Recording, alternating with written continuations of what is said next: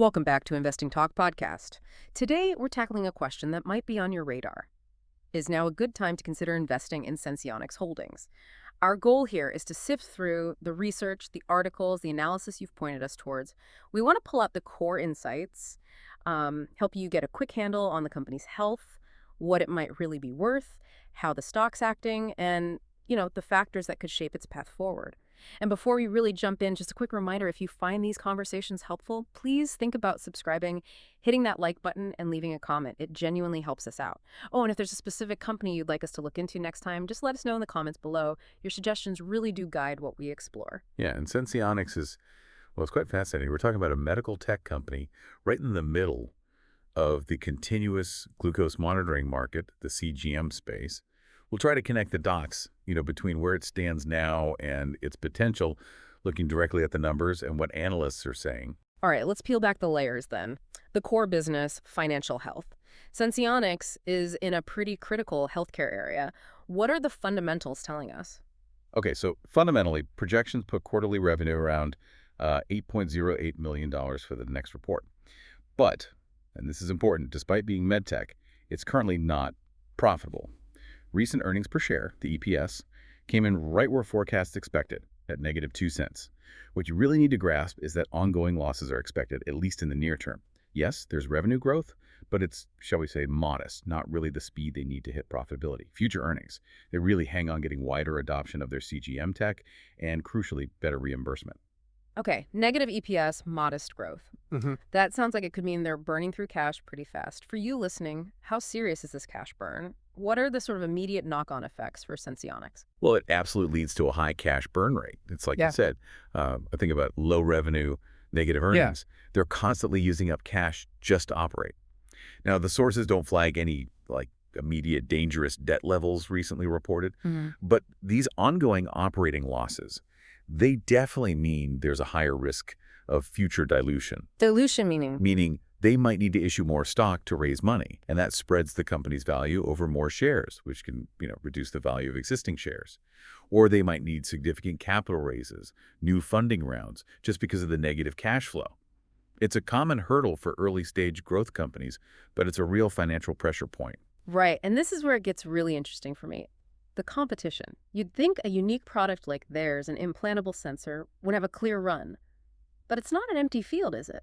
Not at all. It's actually an increasingly crowded market. Yeah. You've got huge players like Dexcom and Abbott basically dominating the CGM space right now. Senseonics does offer something different, that long-duration implantable sensor. That's a genuine technological advantage, no doubt. Imagine only needing a sensor change every few months. Sounds great on paper. It does. But the key insight here is that the tech edge isn't automatically translating into market share. Why? Because there's a big gap in commercialization and, again, reimbursement. They have cool tech, but the real challenge is getting traction in the market. They lag way behind the big guys in scale, marketing muscle, and especially getting broad insurance coverage. So superior tech isn't enough in medtech. It's only half the story. Precisely. The other half is that tough fight for market access and actually getting doctors and patients to adopt it. Okay, so we've got this picture. Innovative tech, but still in the early loss-making stages financially. Which naturally leads to the big investor question. How do you even value something like this? Yeah. What are the metrics telling us? Well, looking at the standard ratios, the PE, price to earnings, it's meaningless here. Can't use it when there are no earnings. Simple as that. The price to sales, or PS ratio, now that we can look at, based on a market cap under $300 million, and if they hit that anticipated 2025 revenue of maybe $35, $40 million, the PS is roughly 7 to 8. 7 to 8 times sales for a company losing money. That sounds high. It is considered high, yes. Though, as the sources note, it's not entirely uncommon for these small, pre-profit biotech or medtech stocks. It tells you that a lot of the current price is based on hope, on future potential, not current performance. Is the price-to-book ratio any help? It's likely elevated too, but the sources we looked at didn't provide specific figures for PB. So you mentioned it's high, but maybe normal for the sector. Is there a danger zone, though? When does high just become too high, even for a promising company? That's a really sharp question, because it cuts right to the core of speculative investing. Comparing it to the industry, it seems clear Senseonics' valuation is heavily banking on future growth and, let's call it, speculative upside, the idea that something big will happen down the road to justify the price. It's not based on current profits. And things like discounted cash flow models, also pretty unreliable here. Why is that? Because you've got negative operating cash flow and real uncertainty about when or even if they'll become profitable. It makes those models very difficult to use effectively. You just don't have predictable cash flows to discount back. So yeah, while it might be typical for the sector, the risk is always that the hoped for growth just doesn't happen and the valuation collapses. Exactly. That's the inherent But risk. analysts still put targets on it, right? What are they seeing? How optimistic are they given all this uncertainty? They do. Analyst price targets give us a sense of relative valuation, at least. The consensus targets for 2025 seem to range somewhere between $1 and $2. Wow, okay. Compared to the current price around, what, $0.47, that's significant potential upside, like 100% to 300%. It implies that potential, yes. Right. And this is really crucial for you to remember, these targets are highly speculative. They absolutely depend on the company successfully scaling up, hitting those future revenue numbers, getting profitable. It's a bet on execution. A testament to belief in the tech, maybe, but with a huge asterisk about making it work commercially. You've got it. Okay, we've looked under the hood, financials, valuation attempts, but the market has a mind of its own sometimes. What are the charts saying? How's the stock actually behaving day to day? Right, the technical picture. Yeah. The current price is hovering around $0.47. Recently, it's been trading in a pretty tight range, say between $0.44 and 52 cents. What's really key here, technically speaking, is that the price is currently below both its 50-day simple moving average, that's at 51 cents, and its 200-day simple moving average, which is further up at 59 cents. And being below those moving averages generally means? It generally suggests a bearish bias, meaning the trend or momentum is leaning downwards in the short to medium term. The path of least resistance seems lower, based on those averages. Are there specific price levels traders might be watching, like floors and ceilings? Yes, definitely. Short-term support seems to be identified around that $0.44 mark. That's a level where buyers have stepped in before, potentially stopping a decline. And short-term resistance is up around 52 tenors. If the price tries to rally, that's where selling pressure might kick in, acting like a ceiling. What about other indicators, like RSI? Good question. The 14-day RSI Relative Strength Index is sitting at 41.54. That's moving towards oversold territory, but it's not extreme yet. So maybe sellers are losing a bit of steam, but it's not screaming by the dip just yet. Exactly. It suggests momentum is weak, maybe getting a bit stretched in the downside, but not necessarily at a reversal point. Volatility is around 7.64%, so moderate swings. And just reinforcing the trend, only 12 of the last 30 trading days closed positive. So, yeah, the overall recent trend is clearly down or bearish. Okay, technicals look pretty weak right now. What about the general mood? How are analysts and the wider market feeling about Senseonics as their buzz? Analyst sentiment is, well, it's mixed. You could call it cautiously bullish to neutral, perhaps. Out of 13 analysts covering it, about 46% rated a strong buy, another 15% a buy. So a decent chunk of positive. But then you have 23% saying hold and 16% actually recommending sell or strong sell. So it's definitely not a universal view. A split camp. Pretty much. Yeah. The consensus price target range we mentioned, $1.41 to $2 for 2025, reflects that bullish segment. And there have been some recent upgrades, like from Lake Street Capital and some new analysts starting coverage.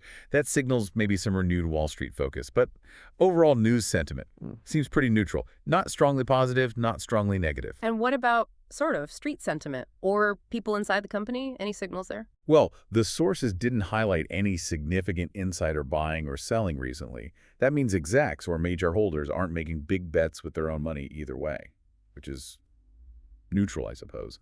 Social media sentiment, however, is noted as generally bearish. So maybe more skepticism among individual investors online. And the broader market mood. The Fear and Greed Index is currently at 39, which is in the fear zone. That generally doesn't help speculative, smaller cap stocks like Senseonics. When fear is high, money tends to flow towards perceived safety. Right, a risk-off environment hits these types of stocks harder. Okay, so putting it all together, the fundamentals, valuation questions, weak technicals, mixed sentiment, what could actually change things? What are the potential catalysts you should watch for? Short term. The big one is probably the upcoming earnings report, expected in a few weeks. A surprise, either better revenue or smaller losses than expected, could definitely move the needle. Also, any positive news on the reimbursement front, getting more insurance providers to cover their device, that would be huge. Or any positive FDA updates on their product lines. Those are tangible events. And looking further out, longer-term potential game changers. Longer term, it really comes down to broader adoption of CGM technology generally. If the whole market grows significantly, that helps everyone. Favorable shifts in health policy or insurance coverage would also be major drivers. And then there are always possibilities like, potential buyouts. A larger company deciding Senseonics tech is worth acquiring. Or maybe significant commercial partnerships. New regulatory approvals for expanded use. Even shifts in the competitive landscape, maybe a misstep by Dexcom or Abbott, or new geographic markets opening up could create opportunities for Senseonics. It's a very dynamic field. Of course, with potential upside comes risk. Every investment has downsides. What are the specific red flags here? What should people be really cautious about with Senseonics? Yeah, several key risks. Top of the list, I'd say, are those large, persistent operating losses and the lack of a really clear, predictable path to getting profitable consistently. That leads directly to that high reliance on outside funding and the risk of dilution we talked about if they need to keep raising cash. That's a major overhang. Then there's the dependence on basically one core technology successfully scaling up in a market with huge entrenched competitors. Plus, navigating those complex regulatory and reimbursement hurdles. It's a tough road. Like trying to launch a startup against established giants, plus extra regulatory hoops. That's a good way to put it. And what about risks beyond the company itself? Market risks.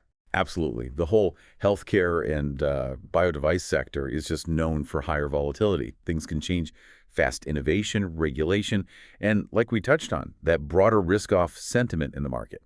When investors get nervous overall, they tend to sell off smaller, more speculative stocks like this, sometimes regardless of the company's specific news.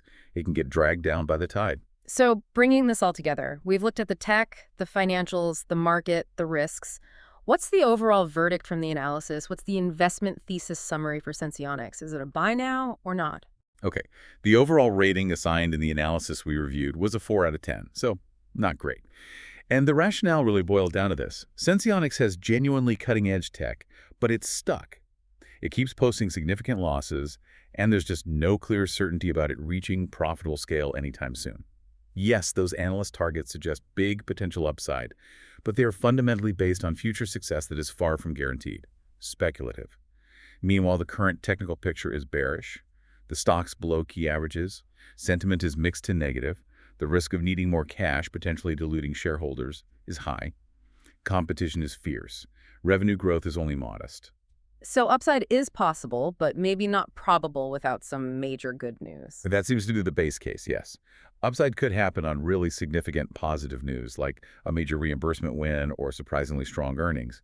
But otherwise, the analysis suggests the stock is likely to remain kind of stuck in a range or even face continued downward pressure. What does that mean for how someone might invest? Is this a long-term hold, hoping the tech eventually wins, or more of a short-term trade? The sources are pretty clear on this. It's explicitly not seen as suitable for long-term investment right now. Not until you see consistent profitability or at least clear signs of strong operational momentum scaling up successfully. For short-term trading? Maybe. It might appeal to traders with a very high risk tolerance, those looking to play specific news events or sharp swings. But even then, the technicals suggest caution is warranted until a clear positive catalyst emerges. So the summary description. Speculative, ultra-high risk. More suitable perhaps for short-term event-driven trading than for a traditional buy-and-hold strategy. While that was certainly a comprehensive look at Senseonics holdings, it really highlights how crucial it is to understand the whole picture: financials, tech, market, sentiment, risks before making any decisions. Indeed. And it brings up a really interesting question for you, the listener, to think about. When you look at a company like this, with exciting, innovative technology, but significant financial hurdles and uncertainty, how do you weigh that? How much emphasis do you put on the potential of the tech versus the current financial reality and the path to profit? It's a fundamental tension for many cutting-edge companies, and definitely something to consider when evaluating these kinds of speculative investments. A great point to ponder. We hope this discussion has given you a clearer, more informed perspective on Senseonics. Until next time, keep exploring, keep questioning, and keep learning.